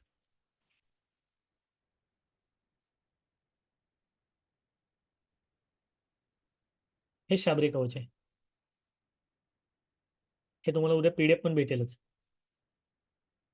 याच्यामध्ये देवी देवता बंधन आहेत, नारायण बंधन आहे, नवग्रह बंधन आहे, आदिनाथांचं, आदिनाथ नव्हे, याच्यामध्ये आदित्यांचं बंधन दिलेलं आहे. अजून ज्याला बटूक भैरवांचं बंधन याच्यामध्ये दिलेलं आहे. किंवा कोणकोणत्या शत्रू किंवा ज्याला म्हणू षटकर्म असतात, त्याचं कसं हनन याच्यामध्ये केलं याच्यामध्ये दिलेलंच आहे. आता याच्यामध्ये जर पाहिलं, याच्यामध्ये शब्द तुम्ही पाहत असाल, याच्यामध्ये हन हन येतात, दह दह, पच पच, मथ मथ, असे जे काही शब्द आहेत, हे विध्वंसक शब्द. शिवाय याच्यामध्ये परविद्या छेदय छेदय किंवा याच्यामध्ये चक्रेण हन, हे सर्वचे सर्व ते देवीलाच आपण थोडक्यामध्ये अनुष्ठान सांगत ते आता देवीला ह्या सगळ्या गोष्टी आता मारून टाक, ज्या तुमच्यावरती वाईट केले असतील किंवा काय लागलेलं असेल तर ते देवी तेवढी समर्थ आहे. देवी सोड, देवीचा एक अंशच समर्थ आहे ते करायला सर्व. आणि देवीला करायची मुळामध्ये भूमिका याच्यामध्ये येतच नाही, कारण देवीनीच ह्या देवांची बांधी अशी केली ना या शाबरी कवचमध्ये, त्याच्यावरती बसलेले देवताच त्या शक्ती कार्य करून जातात. ते छोटं कार्य करायला देवीची गरज नाही आहे येण्याची पुढे. इव्हन मी म्हटलं यापूर्वी सुद्धा, की साप असेल किंवा ज्याला म्हणू कोणतरी पशूंपासून भीती, ह्या सुद्धा कवचमुळे होत नाही. पत्रिका जर पाहिल्या किंवा ज्योतिषशास्त्रामध्ये सुद्धा असे काही योग आहेत, ज्याच्यामध्ये आपण पाहतो की एखाद्याला वाघाने खाल्लं, साप एखाद्याला चावलं, हे असेच चावत नाही, तसे योग बनलेले असतात. तर हे जे दूषित योग आहेत, ज्याच्यामधनं प्राण्यांपासून मानवी शरीराला विघ्न बाधा उत्पन्न होत असेल, ते दोष सुद्धा या शाबरी कवचमुळे जातात, लागत नाही. कधी? जेव्हा ते हातामध्ये, आपण जसं मी पाहिलं की तुम्ही हातामध्ये बंद लावलेला आहे, असे तुम्ही वापरता गोष्टी, हे लागत नाही रंगाला. अरिष्ट पूर्ण हनन करायची ताकद त्याच्यामध्ये. आणि शाबरी कवच आपल्याला एवढंच वाचायचं, 108 वेळा जे वाचलं जाणार आहे. ओम पासन फायनल जो दिसत आहे तुम्हाला शब्द, स्वदेवता, एवढंच शाबरी कवच आहे. याची फलश्रुती वाचण्याची गरज नाहीये. कवच जे आहे ते मुख्य ते हेच आहे. बरेच जण काय करतात, टॉप टू बॉटम वाचतात. म्हणजे आपण फलश्रुती पण याच्यामध्ये 108 वेळा वाचून काढतात. काही गरज नाही वाचण्याची. फलश्रुती एकदाच वाचा, फायनल 108 वेळी. कवच आहे तेवढंच पाठ करायचं, कंटिन्यू बोलायचं आहे. आता नेक्स्ट डे शाबरी कवच पूर्ण झाल्यावर करायचं काय, किंवा शाबरी कवचानं माझं वाचून झालं त्यावेळेस काय करायचं. एक 5-10 मिनिटं शांत बसा, कारण जास्त वेळ वाचन झालेलं असतं. बोलून बोलून थकवा येतो पण लास्टला तेवढाच उत्साह सुद्धा येतो. त्यामुळे देवीचं मनामध्ये दर्शन करायचा प्रयत्न करा, की देवी तुमच्यावरती दर्शन देत आहे प्रसन्न होऊन, असं मनामध्ये भावना ठेवा. फायनलला देवीला मिठाईचा नैवेद्य किंवा जे फळ आहे त्याचा नैवेद्य अर्पण करा. ज्या दिवशी पूर्ण होईल त्याच दिवशी रात्री, मग भले 4ला जरी कंप्लीट झालं तरी चालेल, नैवेद्य अर्पण करा. महादेवाची देवीची आरती करा. दोनच आरती घ्या. महादेवाची अवश्य करा आणि देवीची करा. देवीला काही चुकी झालं असेल तर क्षमा मागा. कोणत्याही पद्धतीचं माझ्याकडनं चुकी झाली असेल, कोणत्याही पद्धतीने असेल, कायिक वाचिक मानसिक कोणती असेल, तर क्षमस्व परमेश्वर असं म्हणून देवीला क्षमा मागा कान पकडून, आणि शांतपणे झोपायचं आहे. पहा, आणि बरेचसे असे अनुभव येतात, किंवा मला अनुभव अनेकशा लोकांनी सांगितले, किंवा माझे सुद्धा वैयक्तिक असे काही अनुभव आहेत गुप्तविधान, की देवीचे दृष्टांत होतात. काही लोकांनी आता माझ्या आपल्या ह्या युट्यूब चॅनलवर तुम्ही पाहिलं असेल तर त्याच्यामध्ये एका मुलाला आलेला शाबरी देवीचा अनुभव सुद्धा मी त्यामध्ये दिलाय. अनुभव खूप आलेत, प्रत्येकाचं मी लिहित नाहीये, पण अनुभव येतात. अशा पद्धतीने अनुष्ठान केले तर स्वप्न दृष्टांत म्हणा, किंवा तुमचं होणारं जे कार्य असेल ते कसं होणार आहे हे सुद्धा देवी तुम्हाला स्वप्नामध्ये दाखवू शकते. डिपेंड ऑन आहे यू, की तुम्ही कोणत्या पद्धतीने पाठ करतात आणि तुमचं प्रारब्ध कसं आहे, पुण्यकर्म कसं आहे, त्यानुसार तुम्हाला निश्चित अनुभव याच्यामध्ये येतात.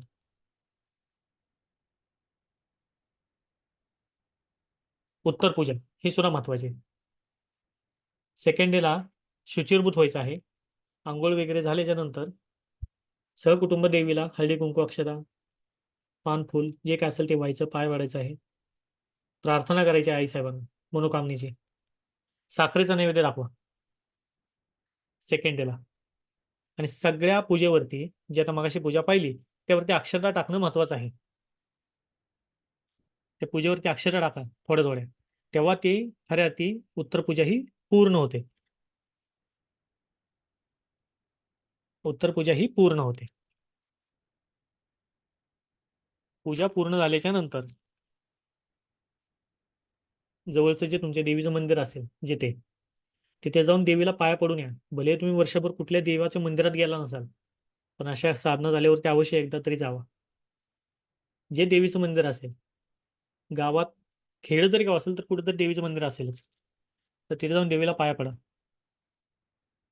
जमलं तर देवीची ओटी भरणं, ह्या गोष्टी करा. ह्याला धर्माला आधार आहे. नाही जमलं तर यथाशक्ती 11 रुपये 21 रुपये देवीला दक्षिणा अर्पण करा तरी चालेल. इव्हन फक्त साखर जरी नेऊन दाखवलं तुम्ही मंदिरात देवीला, आणि आई साहेबांना सांगा की तुमच्या आशीर्वादाने मी पूर्ण केला आहे कालकवच, तुझं रक्षण असू रे, असं बोला. हे म्हणजे प्रॉपर विधान जे आहे ते हे पद्धतीचं आहे शाबरी कवचचं. तेव्हा त्याची सांगता होते ते शाबरी कवच. या अनुषंगाने उत्तर पूजा महत्वाची आहे. उत्तर पूजेमध्ये अक्षता घालणं, पूजेवरती अक्षता टाकणं हे खूप महत्वाचं आहे. बऱ्याचशा ठिकाणी पाहतो, इव्हन मी सुद्धा पाहिलेलं आहे, शाबरी कवच मार्केटमधून पुस्तक येतात, हाय असं वाचलं जातं, संकल्प हातामध्ये घेऊन पाणी सोडला जातो, विषय झाला. त्याच्यानंतर पुढे काहीच केलं जात नाही. पण हा पद्धत ही प्रथा नाहीये. शाबरी कवच किंवा अनुष्ठानाचं ऍक्च्युअलमध्ये अनुष्ठानाचा अर्थ, कवच याचा अर्थच ते दिले. अनुष्ठान केले ना तर ते विधिवत करणं महत्वाचं आहे.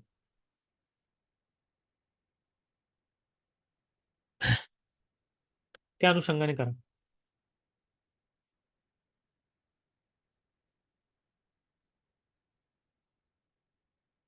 शाबरी देवी जसं की रक्षण करतीच आहे, नाथ संप्रदायाची मुख्य देवता तीच आहे. शुभ दिवस कोणता? चारी सिद्ध रात्री सर्वात शुभ. होळीची रात्र आता येणारीच आहे. दिवाळी रात्र शुभ. कृष्णाची अष्टमी ती शुभ. शिवरात्री शुभ. ह्या 4 रात्री गेल्या तर कोणत्याही मंगळवारी शुक्रवारी रविवारी चालेल. खास करून ज्या तिथीला अष्टमी असेल ना, किंवा पौर्णिमा, त्या दिवशी शाबरी कवच सिद्ध केलेलं खूप फायदेशीर. अमावस्याला करायचं नाहीये.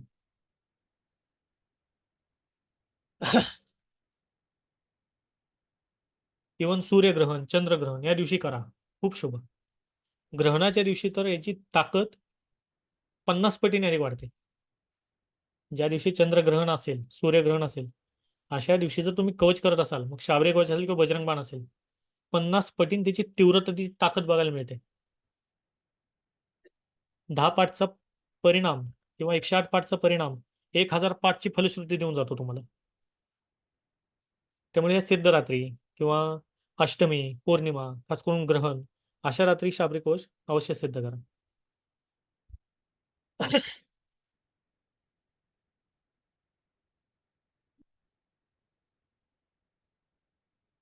महिन्यातनं एकदा अवश्य गाईला घास द्या.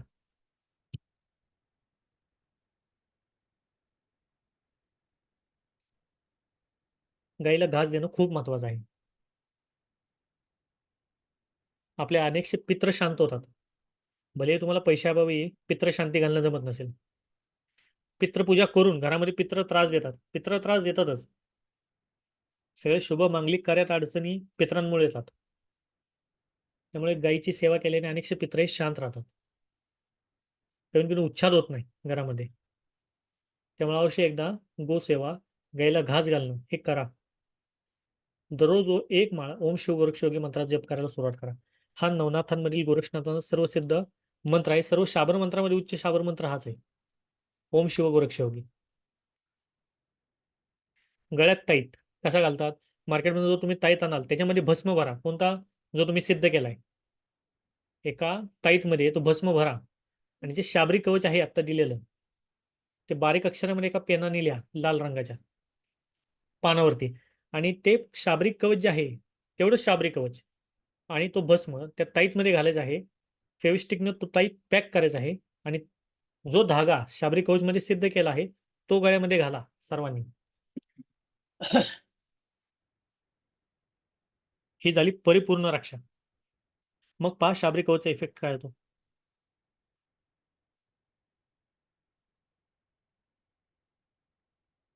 मटण खाणार असाल, नॉनव्हेज खाणार असाल तेव्हा तो ताईत गळ्यातनं काढा. सेकंड डेला आंघोळ करून घाला. अशा पद्धतीने ताईत बनवतात. फक्त आणि फक्त स्वतःसाठी आणि घरातल्यासाठीच आपल्याला करायचं आहे. इतर लोकांना द्यायचा नाही हा ताईत. तुमची ऊर्जा गेली म्हणून समजा याच्यामध्ये. त्यामुळे करू नका.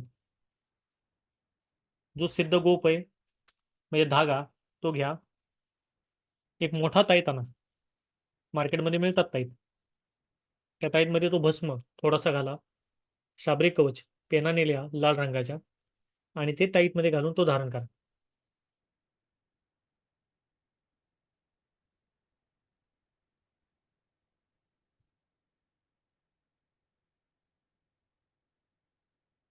आता अनेक ठिकाणी असं लिहिलेलं असतं की डाळिंबाची कांडी घ्या.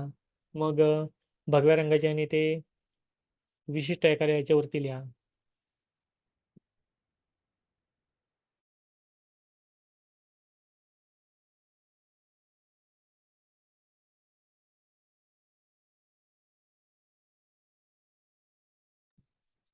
किंवा असे बरेचसे वर्णन भुर्जपत्रावरती लिहा.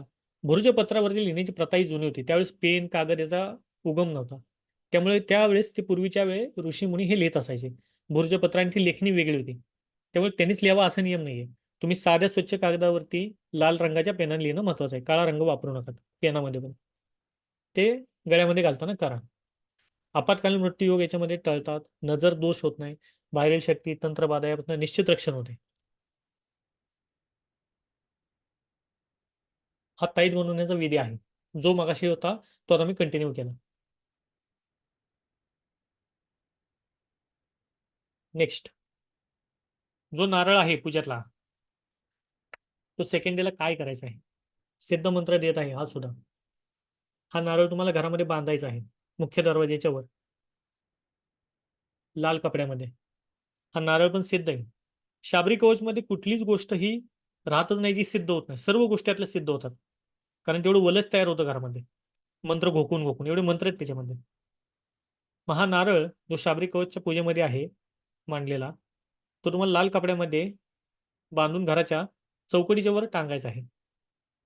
पण हे नुसतं टांगायचं नाही. ज्यावेळेस हा नारळ तुम्ही हातामध्ये घ्याल तेव्हा हा मंत्र म्हणायचा आहे. कारण तुम्ही सिद्ध तर केलेला आहे शाबरी कवच. मग हा नारळ हातामध्ये घ्या आणि हा मंत्र म्हणा. सर्व बाधा प्रशमनम त्रैलोक्य मंकलेश्वरी एवमेव तया कार्य अस्मदवैरी विनाशाय नमः. सर्व अस्मदवैरी जे तुमच्या वाईटावर आहेत त्या सर्व लोकांचे तंत्र मंत्र यंत्र प्रयोग हे तुमच्या घरामध्ये येत नाहीत, येऊ शकत नाहीत. ते आकसले जातील त्या नारळामध्ये. जर काय घरावरती सोडलं असेल तर ते आतमध्ये धडकत नाहीत. एवढी ताकद त्याच्यामध्ये. हा मंत्र म्हणणं अनिवार्य आहे, महत्वाचं आहे. देवीचा मंत्र आहे, पॉवरफुल आहे. इव्हन तुम्ही 3 दिवसाचं केलं किंवा 5 दिवसाचं केलं असेल शाबरी कवच, ज्या दिवशी सिद्ध होईल, सिद्ध झाल्याच्या नंतरच हा नारळ तुम्हाला पूजेतला उचलायचा आहे, तोपर्यंत उचलायचा नाही. त्या अनुषंगाने या घरामध्ये बांधा. तुमच्या घराचं रक्षण करायचं कार्य सुद्धा हे करेल. कारण शाबरी कवच हे कार्यच करतं रक्षणाचं, हे कवच आहे हे समजून घ्या. ह्याला आपल्याला कवच प्रमाणे सिद्ध केलेलं आहे आपण, स्वतःसाठी, घरासाठी. त्या अनुषंगाने करा. या व्यतिरिक्त एक एक्स्ट्रा मी मंत्र यामध्ये तुम्हाला देत आहे, हे तुमच्या उद्धारासाठी सर्व साधकांच्या. हा गुप्त मंत्र आहे, 21 अक्षरी मंत्र आहे. देवीचा सिद्ध मंत्र हा फक्त आणि फक्त संसारिक लोकांसाठी आहे. सगळ्या घरातले इडापिडा जाऊन सदा सर्वदा मंगल घरामध्ये येण्यासाठी, समृद्धी, भाग्य येण्यासाठी हा मंत्र आहे. 21 अंकी मंत्र आहे हा, तो अक्षरी मंत्र आहे. ओम ह्रीम श्रीम क्लीम सर्व पूज्य देवी मंगल चंडिके हुम हुम फट स्वाहा. कशावर जपायचा? रुद्राक्षाच्या माळेवर. संकल्प अवश्य करा. संकल्प कसा करणार? सेम हातावरती पाणी घ्या, देवीला सांगा की हा मंत्र मी जपणार आहे. जसा जपणार असाल कधीही तेव्हा त्या अनुषंगाने हा मंत्र जपायला सुरुवात करा. रोज एक माळ केलं तर चालेल. महिलांनी अवश्य करा, मातांनी, भगिनींनी हा अवश्य करा. प्रचंड हा मंत्र घरामध्ये मंगलता किंवा समृद्धी घरामध्ये आणणारा मंत्र आहे. अवश्यपणे हा मंत्र घरामध्ये करा.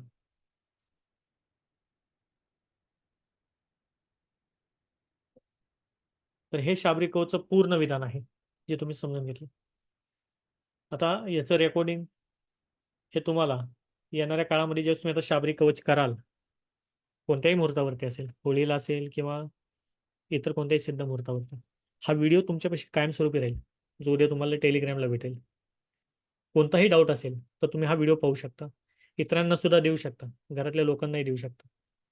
शेवटी धर्माचंच कार्य आपण करत आहोत, तर निश्चितपणे चूक कोणती तुमच्याकडनं होऊ नये अनुष्ठानच्या कालखंडामध्ये, त्यासाठी हा व्हिडिओ तुमच्यापाशी कायमपणे राहणार आहे.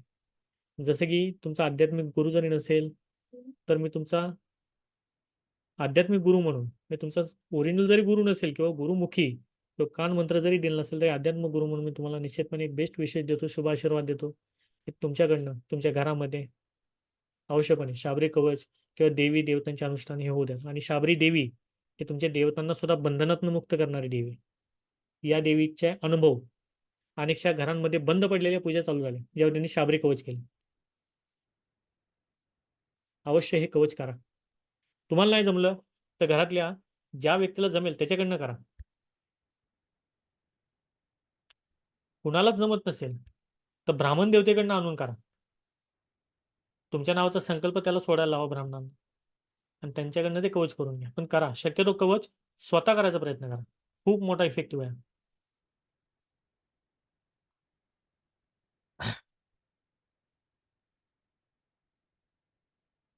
आजच्या दीक्षेत सगळं रेकॉर्डिंग तुम्हाला उद्या संध्याकाळपूर्वी टेलिग्रामला मिळेल. टेलिग्राम डाउनलोड करून घ्या, त्यावरतीच येणारे फाईल मोठी असते. शाबरी कवच हे तुम्हाला व्हॉट्सअपला PDF द्वारे मिळेल. आता घरातील सिद्ध मच्छिंद्रनाथ महाराजांचं तुम्हाला मी दर्शन घडवत आहे, जी दीक्षामध्ये मी सर्व दीक्षित लोकांना घडवतो. कारण तुम्ही जी दीक्षा घेत आहात, आता हे दीक्षा झाल्याच्या नंतर तुम्ही सर्वांनी मला तुमची नावं व्हॉट्सअपला पाठवायची आहेत. तुमचे ओरिजिनल नाव, टोपण नाव नको. कारण तुमच्या नावाचा संकल्प मी नाथांना सांगणार आहे की जे मी तुम्हाला गुरुमुखी शाबरी कवच ही दीक्षा दिली आहे, हे तुम्हाला फलित होऊ द्यात. तुमचे सर्व विघ्न अरिष्टे नाहीश होऊ द्यात. हा संकल्प मी नाथांना करेन. तेव्हा तुमचं नाव अवश्यपणे पाठवा जेव्हा दीक्षा पूर्ण होईल. आता आपण सिद्ध मच्छिंद्रनाथ महाराजांचं दर्शन करू.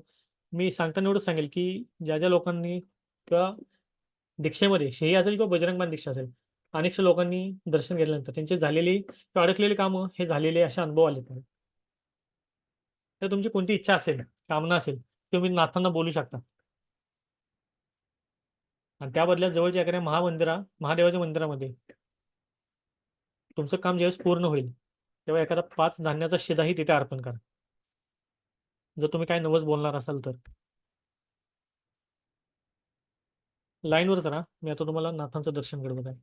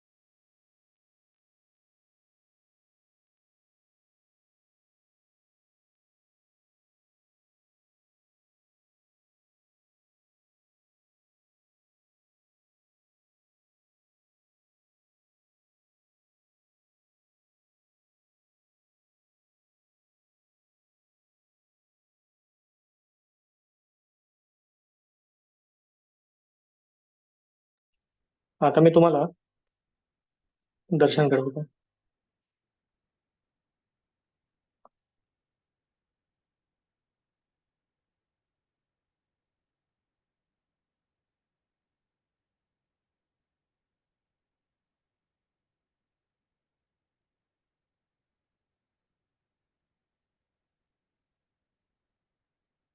ही मच्छिंद्रनाथ महाराजांची सिद्ध मूर्ती आहे. ज्या तुमची इच्छा असतील, मनोकामना असतील, तुम्ही बोलून त्या बदल्यात जवळच्या महादेवाच्या मंदिरामध्ये तुमचं काम पूर्ण झाल्याच्या नंतर 5 धान्याचा शिरा यथाशक्य तुम्ही द्याल असं नाथांना स्वतः तुम्ही सांगा. जर कोणती इच्छा असेल तर निश्चितपणे दैवी कृपेने, नाथ कृपेने, मत्स्येंद्रनाथ साहेबांची कृपेने तुमची इच्छा मनोकामना अवश्य सिद्ध होतील. आणि तुमच्या संकल्प सुद्धा नाथांना दाखवून तुमच्या नावाचा हा सोडलेला दिवस आपली दीक्षा पूर्ण होते.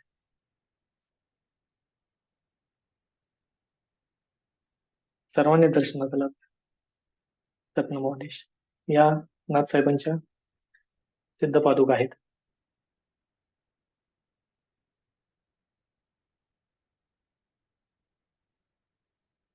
इव्हन पारद शिवलिंगाचं सुद्धा दर्शन तुम्हाला घडवत आहे.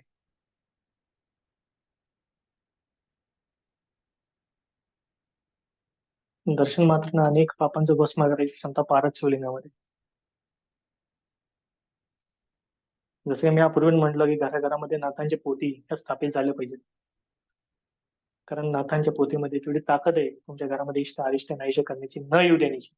त्यामुळे प्रयत्न करा की मार्केटमधनं तुम्ही नवनाथ भक्तीसाठी पोती मिळवण्याचा प्रयत्न करा. अवश्यपणे याचा लाभ होतो.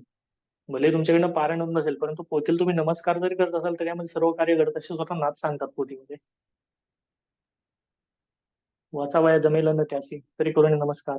तरी याच्यामध्ये कार्य घडत असे नाथ स्वतः सांगतात. स्वतः नाथ साहेब तुमच्या अंग अडवून कार्य करतात. एवढी ताकद नाथांमध्ये आहे. त्यामुळे प्रयत्न करा की घरामध्ये तुमच्या नवनाथ महाराजांची पोथी स्थापन करण्याचा किंवा घरामध्ये नाथ संप्रदाय भले तुम्ही कोणत्याही देवी देवतांना मानत असाल, पूजत असाल, सर्व देवी देवताही वंदनीय, आदरणीय, पूजनीय तर आहेतच.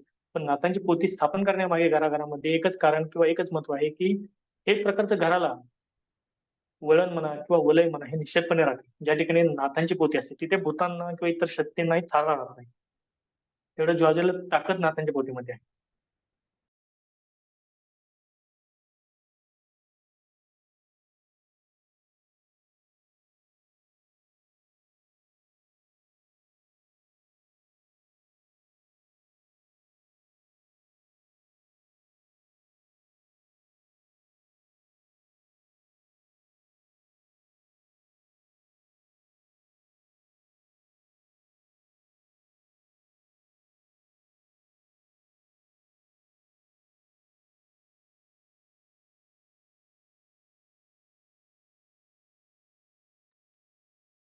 त्यामुळे आशा आहे की ज्या आरती किंवा जे समजून सांगायचा प्रयत्न केला, ज्या आरती तुम्ही एवढा वेळ इथे दिला किंवा तुमचं प्रारब्ध किंवा तुमचं पुण्यसंचित कर्मानुसार तुम्ही आज शाबरी कवच दीक्षाही यथायोग्य यथाशक्ती तुम्ही समजून घेण्याचा प्रयत्न केला, निश्चितपणे एक करा.